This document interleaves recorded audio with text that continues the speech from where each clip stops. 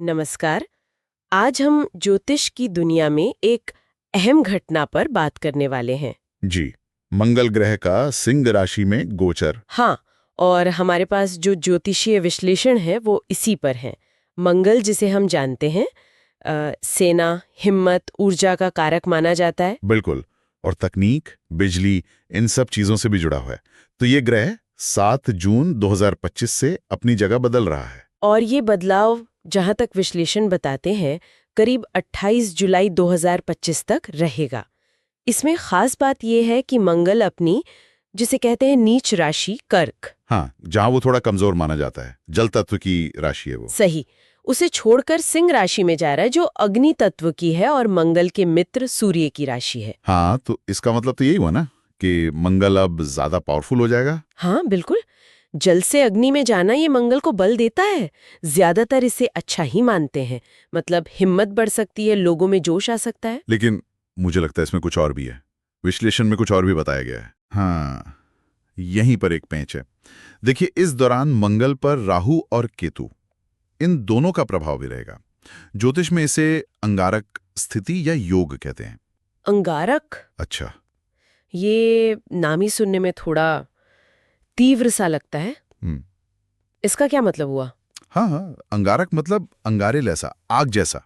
तो ये जो मंगल की बढ़ी हुई ताकत है ना, ये उसे थोड़ा बेकाबू या कह लीजिए विस्फोटक बना सकता है। ओह, मतलब एक तरफ तो हिम्मत और जोश है, पर दूसरी तरफ गुस्सा, जल्दबाजी, टकराव, इसका खतरा भी।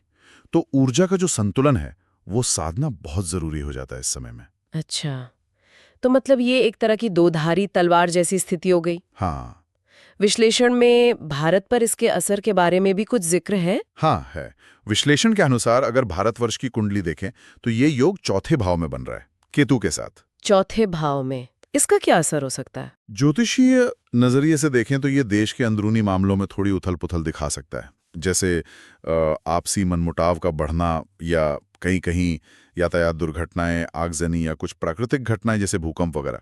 तो मतलब भारी खतरों से ज्यादा देश के भीतर ध्यान देने की जरूरत है। ऐसा लगता है।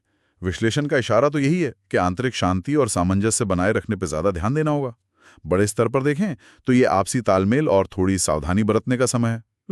ये तो ध्यान देने वाली बात है।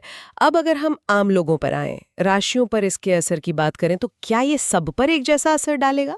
नहीं नहीं, बिल्कुल नहीं। असर हर राशि पर अलग अलग होगा, उनके अपने ग्रहों की स्थिति के हिसाब से। विश्लेषण में सभी 12 राशियों के बारे में बताया गया है।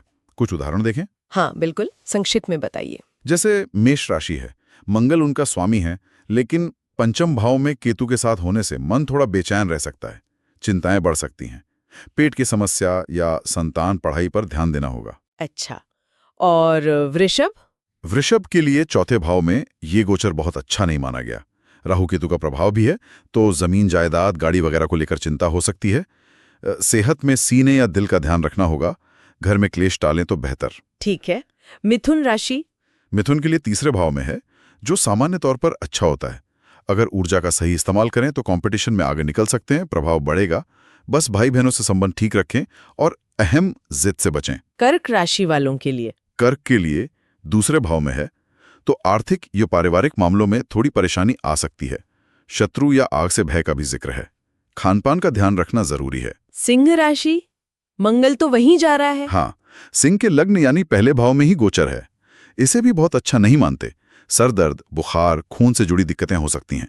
गाड़ी सावधानी से चलाएं, और हाँ, दाम्पत्य जीवन में भी थोड़ी सावधानी बरतनी होगी। कन्या राशि? कन्या के लिए 12वें भाव में है, तो फिजूल खर्ची, कहीं दूर की यात्रा या साझेदारी में थोड़ी गंभीरता रखनी होगी। और तुला के लिए? आपने कहा था शायद उनके लिए अच्छा है। हाँ, तुला के लिए लाभ भाव यानी 11वें में है। ये आर्थिक मामलों के लिए, काम धंधे के लिए अच्छा माना जाता है। स्वास्थ्य भी ठीक रहने की उम्मीद है। वृश्चिक? वृश्चिक के 10वें भाव में, कर्म स्थान में, मित्र राशि में है, लेकिन धैर्य रखना होगा। काम की जगह पर गंभीर रहें, अपने सीनियर से बनाकर रखें। धनु, मकर, कुंभ, मीन, जल्दी से इनके बारे में भी बता दीजिए। जरूर। धनु के 9वें भाव में बहुत अच्छा नहीं, पर संतान, शिक्षा या विदेश यात्रा में कुछ मदद मिल सकती है। धर्म के विरुद्ध ना जाएं। मकर के 8वें भाव में है, ये थोड़ा कष्टकारी हो सकता है। सेहत, खानपान का ध्यान रखें, खासकर जिन्हें पित्त की समस्या है। दुर्घटना, आग, बिजली से सावधानी। और कुंभ? कुंभ के सप्तम भाव में निजी जीवन और दाम्पत्य संबंधों पर ध्यान दें। यात्रा टाल सकें तो अच्छा, नए सौदे अभी ना करें। आखिर में मीन राशि। मीन के छठे भाव में गोचर सामान्यतः अच्छा होता है।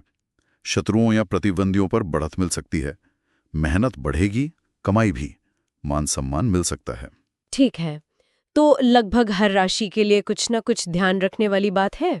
विश्लेषण में उपाय भी दिए गए हैं शायद। हाँ, हर राशि के लिए छोटे छोटे उपाय सुझाए गए हैं, जिनका मकसद शायद इसी बढ़ी हुई तीव्र ऊर्जा को थोड़ा संतुलित करना है।